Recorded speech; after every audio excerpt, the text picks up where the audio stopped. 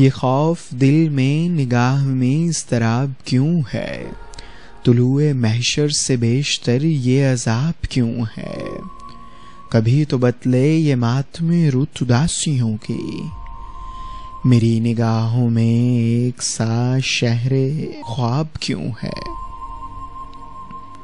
कभी कभी तेरी बेनियाजी से खौफ खाकर मैं सोचता हूं कि तू मेरा इंतखाब क्यों है।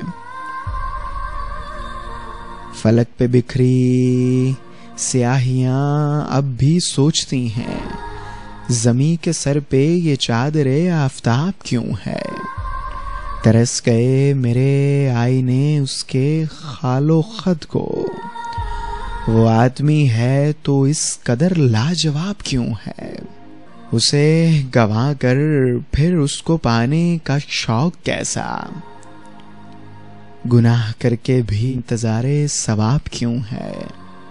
तेरे लिए उसकी रहमतें बेकनार कैसी, मेरे लिए उसकी रंजिश बेहिसाब क्यों है। उसे तो मोहसिन बला की नफरत थी शायरों से,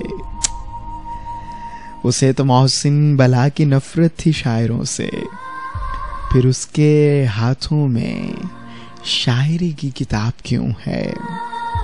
फिर उसके हाथों में शायरी की किताब क्यों है।